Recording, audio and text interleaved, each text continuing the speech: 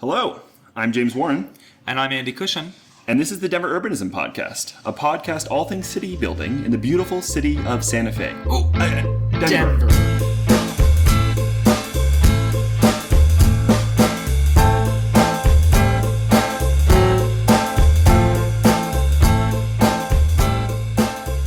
So we're joined here today by Senior Engineer Wesley Dismore from the Denver Department of Transportation and Infrastructure.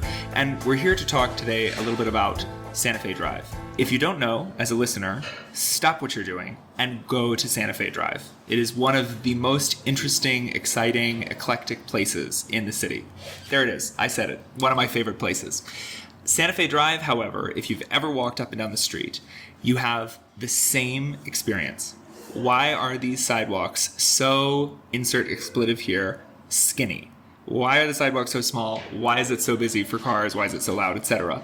Santa Fe Drive is a very happening place. Since at least the 90s, there's been a push for an arts district, and in the early 2000s, the arts district sort of formed. In 2014, it became a designated creative district with the state of Colorado.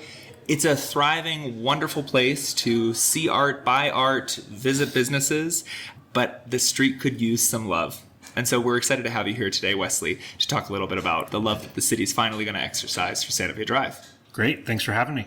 So talk a little bit about this project. Listeners will remember that prior to 2020, the status quo in Santa Fe Drive was 3 lanes of general purpose traffic, 2 sides of the street for parking, and just these sort of miserably skinny sidewalks with occasionally sort of strange bump outs that have maybe a tree in them or some sort of drainage way. That changed in mid-2020, am I right? Absolutely. And so that change narrowed the roadway, but kind of just with the bulb outs and the posts and, you know, the little rubber curbs. That was a pilot of what is now a full project underway, correct? Yeah, and what I would actually say is that it started before that. The dream of what we would now call the Santa Fe Streetscape project that's moving forward began many years ago and has been circulating among the merchant community, the art galleries, residents on this street. It's been coming for a long time, and they've been communicating with the city about what they wanted to see on the street. The pilot project, which you mentioned, was installed in mid-2020, was just the first stage or the first phase of what we hope will be eventually the complete reimagination of the street. So in 2020, we installed what we call paint and post improvements. So a line of paint on the street and then a combination of flexible delineator posts and engineered rubber curbs, or just, you know, posts and the black kind of rubber curbs that you see on the street. The intent of that was to pilot the improvements by removing 1 lane of northbound traffic. And really we do that because we wanted to make sure it would work. We wanted to make sure there weren't going to be any major glaring issues that were discovered that were reasons why we couldn't proceed with the rest of the project. Because what I will say is that the next phase of the project is much less reversible. You know, worst case scenario, if we do an installation in paint and post, we can come back and remove it if we need to. And fortunately, I will say unequivocally, for Santa Fe Drive, there were no reasons that we found that we needed to remove or reverse these improvements. But the next phase of the project is going to be rendering the entire streetscape in concrete and pavers and other materials. And that's going to be something that's not reversible. That's going to be a new Santa Fe Drive for the foreseeable future. And so we wanted to make sure we were getting it right. And we wanted to make sure we were treating the neighborhood and the street with the reverence that it deserves. What you said there at the beginning is actually quite interesting to me, that we were talking about the history of this street before we started, and since the 1930s, there has been a trend over and over with Santa Fe, where back in the 1930s, it was 2-way traffic.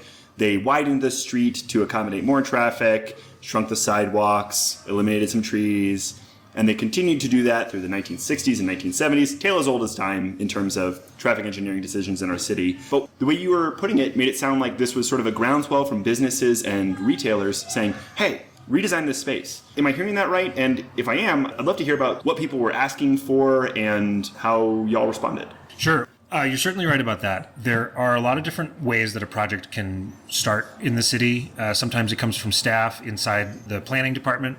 Sometimes it comes from a city council member. But this project, as far as I'm aware, was originated by the businesses, the art galleries, and everything in this area, starting with the idea of we want to have a better space.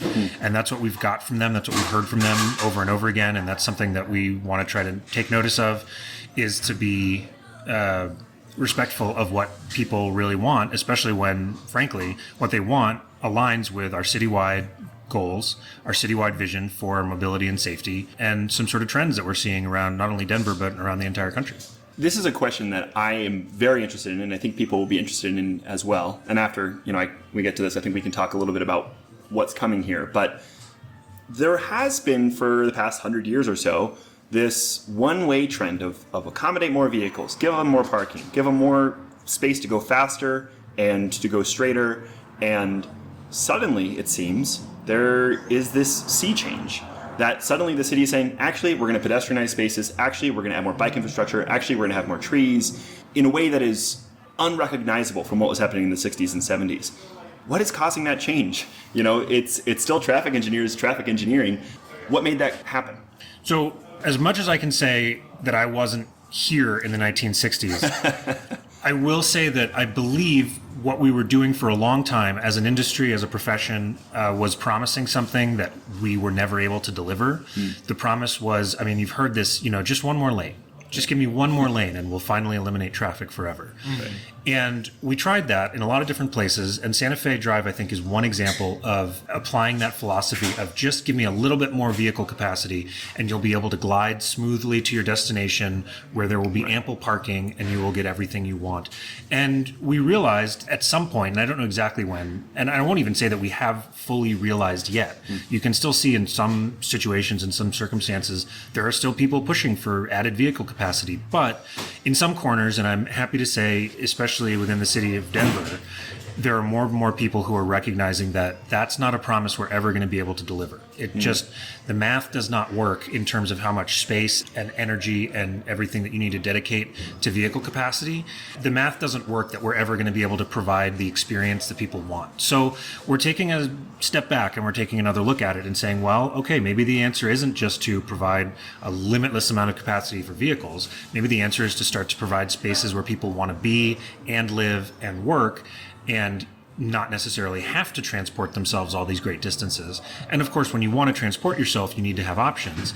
But for people who want to live in, vibrant mixed-use communities, we need to be able to provide that instead of just offering more capacity for vehicles everywhere.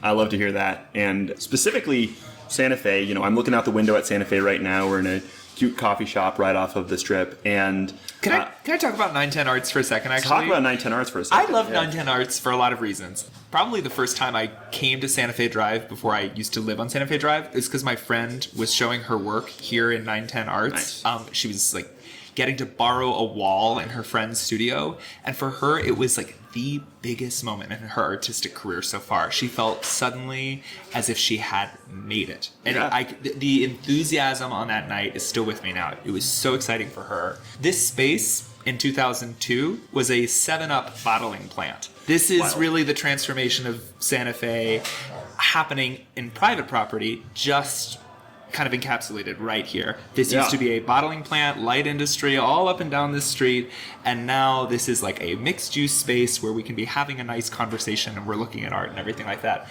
I just love that this space exists, and it exists because we want better places. I don't know. I'm sorry to interrupt you on that one. I think that there's something beautiful about the realm of arts and private spaces spilling over into the public realm, into this public realm that for a long time hasn't been allocated to people, but to vehicles moving, at rapid clips. When we are talking about Santa Fe, I'm looking at the paint and post right now. Could you go into some detail about what I'm actually going to be looking at, in a few years' time looking out this window? Yeah, this is great. This is the kind of stuff I love to talk about. And I will preview this by saying that I am an engineer. I do engineering type stuff, and I recognize the limits of what I know. And for that reason, we went out and hired for our project team a team that includes landscape architects, urban designers, and people whose job it is to understand great public space and to create great public space. And the first thing they did was they walked up and down the corridor and they took about 1,000 photos, probably 1,000 photos of every block. And they came back with palettes of these are the colors that define the different blocks. Wow. They did a whole sort of separate sub-study acknowledgement of the murals and the Chicano culture in this area. And so that kind of stuff has been, I will say, integrated into our design process from the very beginning. So just to exactly what you said about the art spilling out of private spaces and into the public space, we want to create a project that's going to incorporate, the vibrant history and the culture of this space. And really what we want to do is to create something where both the space informs the culture and the culture informs the space.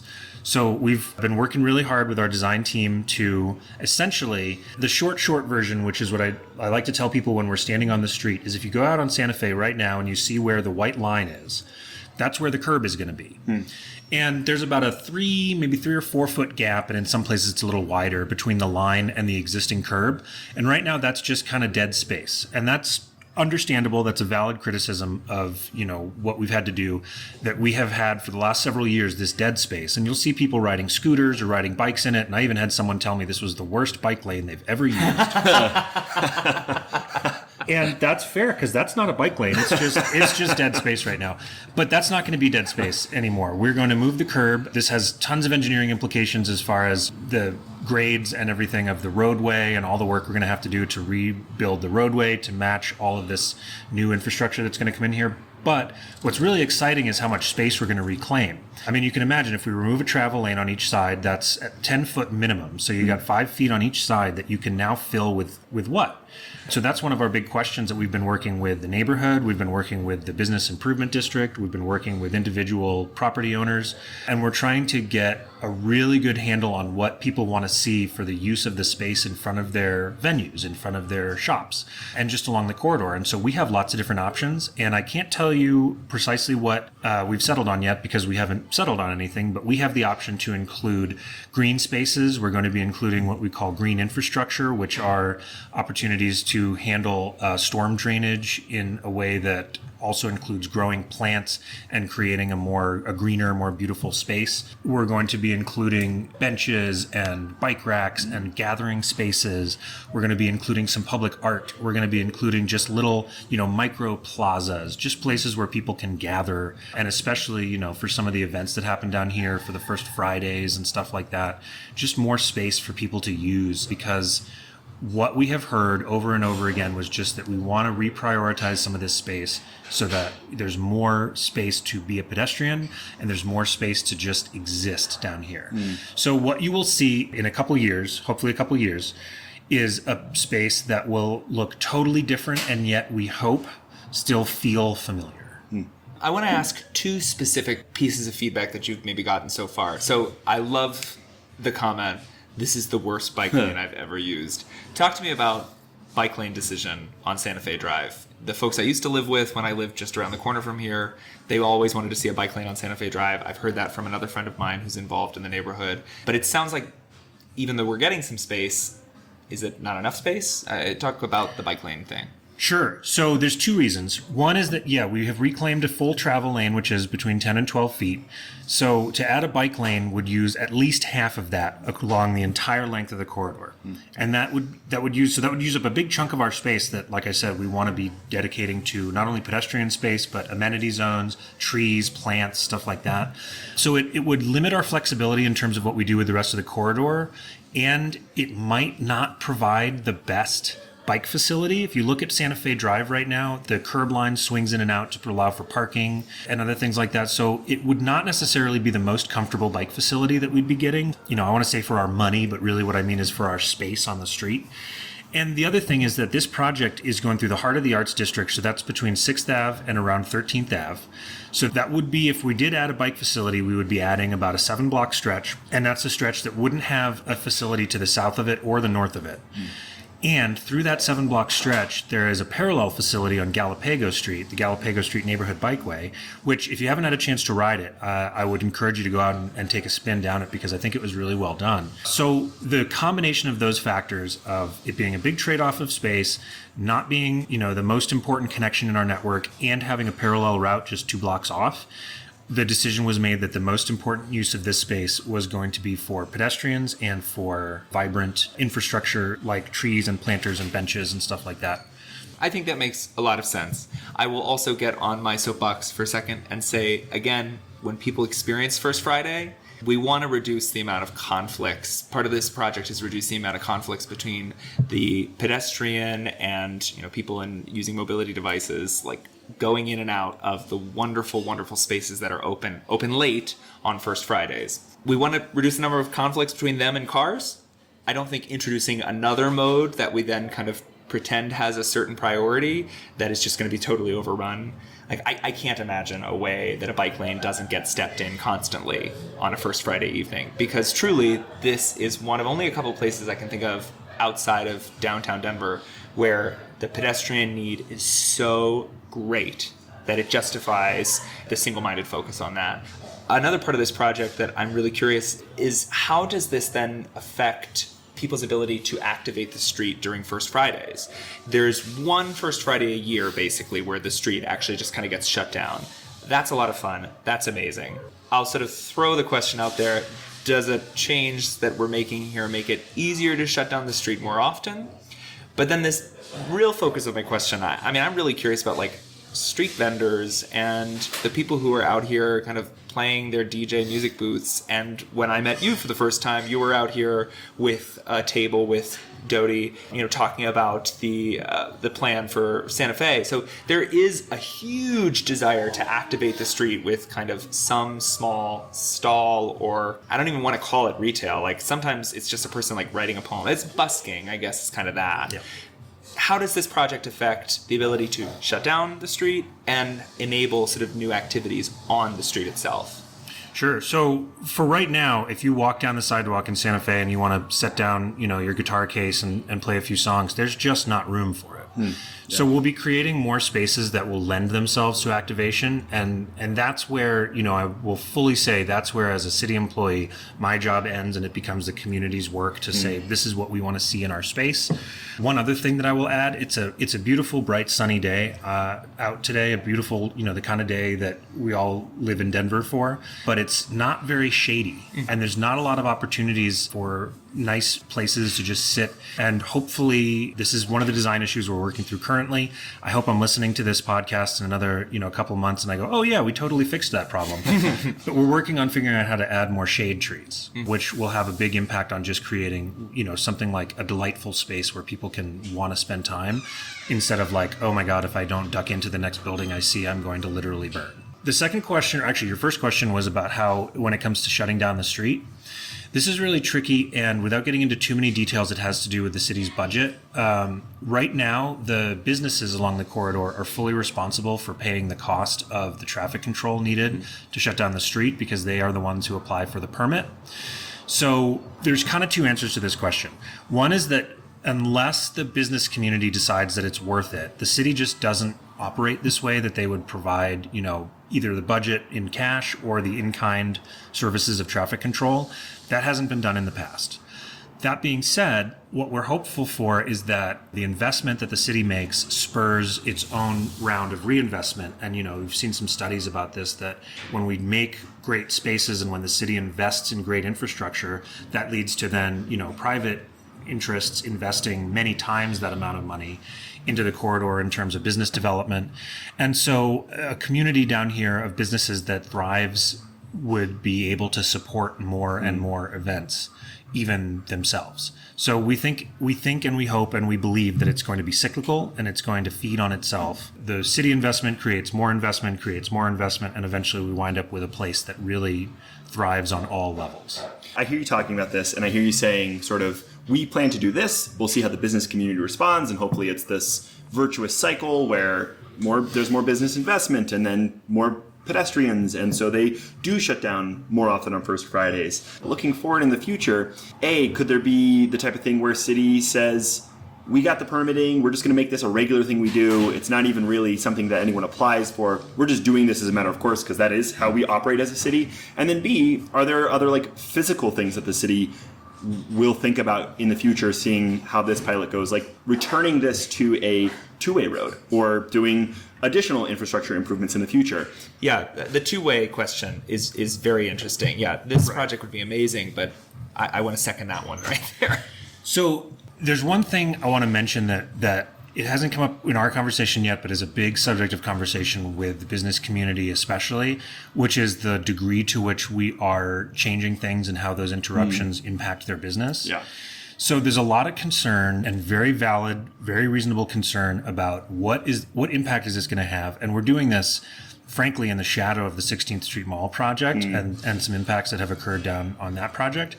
And so we are trying to be as mindful as we can about essentially doing this in one shot. We want to take this street and see a full understanding of what it can become, and we want to do it once instead of coming back and over again and saying, oh, we've got to do just a little more construction. We're going to do just a little more. We're going to just shut this down one more time, because that can be a real serious interruption to the businesses along the corridor. So with that in mind, what I will say is that I am not aware of any study about how to convert Santa Fe Drive into two-way operation. Yeah. And so what that tells me is, if I haven't heard of the study yet and we're doing the project right now, it's probably not something that's in the cards. For better or worse, we tend to move slowly sometimes, which means that something has to be an idea before it becomes a study, before it becomes a project, before it becomes reality. Right. And so I think for something like two-way of Santa Fe right now, that's an idea that is just an idea and hasn't really become anything else yet, is my understanding. And that's just one person.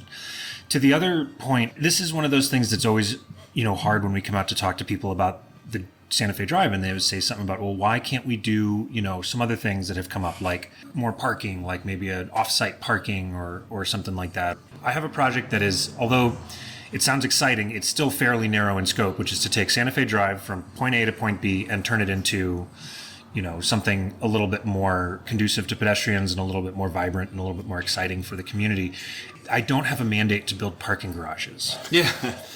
So God. It's just tough to say sometimes. Is like, I understand that there's an excitement around some of these ideas. So I don't want to say no, because there's definitely someone who has the power to make that happen. And what we really want to say and what we really want to do is to establish bigger and better and closer connections with the community down here in a way that allows us to sort of accelerate the communication of ideas from the community into, city decision makers. And so that's something that's happening, that's in progress, but I wouldn't say that we've figured out a perfect solution to that yet. Yeah, and that makes sense. You're one person. This is a huge project here, so.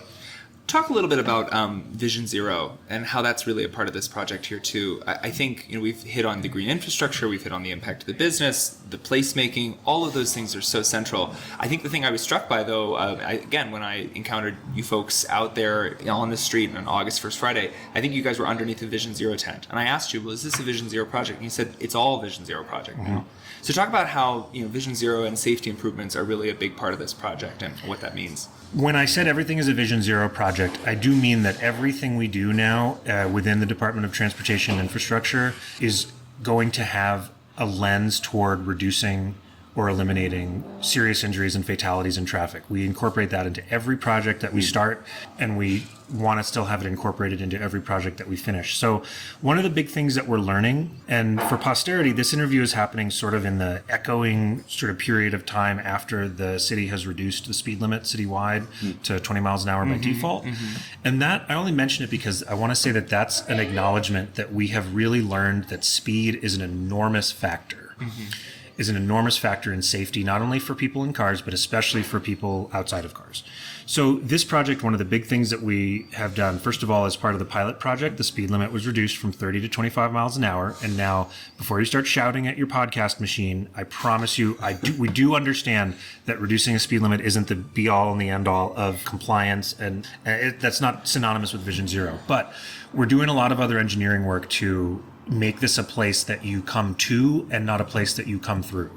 So, and that being said, we still exist in, the reality of the way the city of Denver is right now. And Santa Fe Drive is a one-way street that is on some level has a history and a legacy of being a way that you access downtown Denver from the south. It's a state highway south of, I want to say, Alameda and I-25 and everything like that. So we have to exist in the reality that there are a lot of people out there who are used to and who are on some level happy using this as a corridor, as a transit.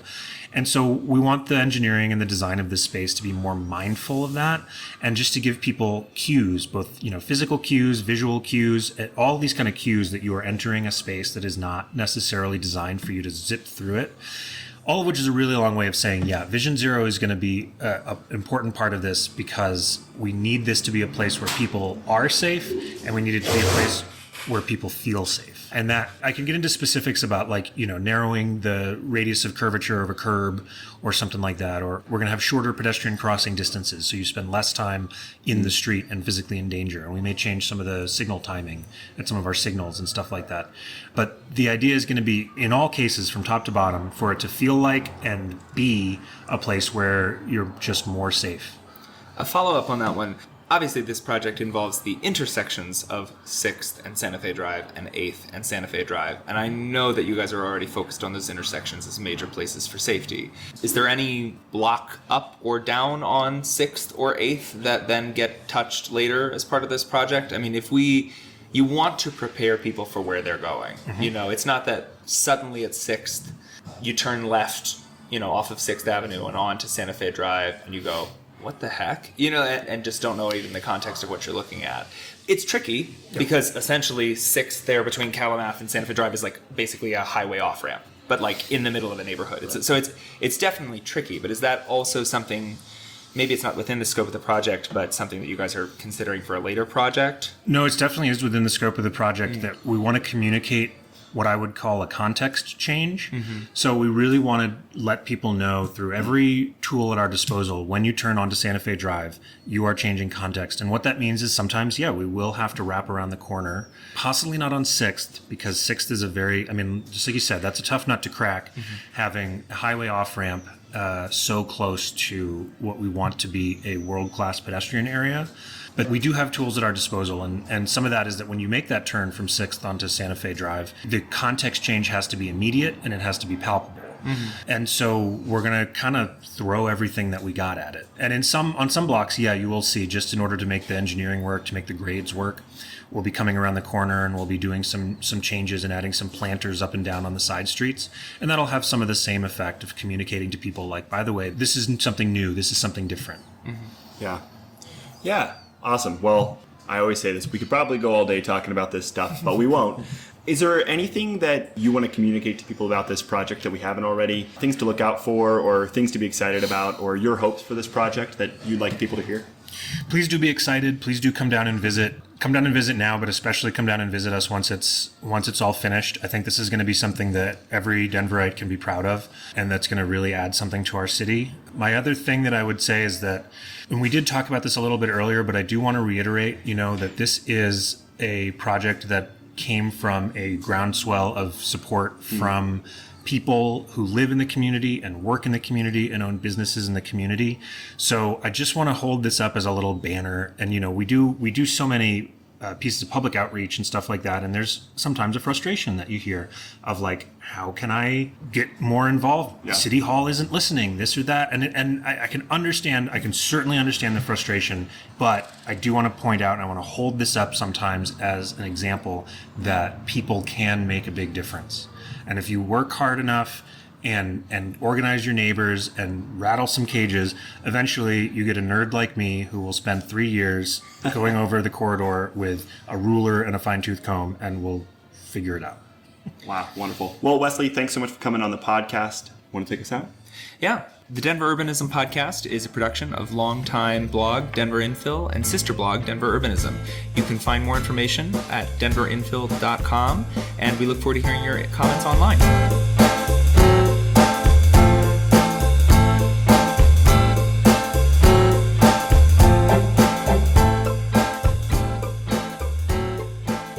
Let's fry this big fish right now, and we'll I've never heard that metaphor before. Let's fry this big fish right Yeah, you got too big of a fish to fry. That's Okay, the thing no, people fair say. enough, actually. There it is.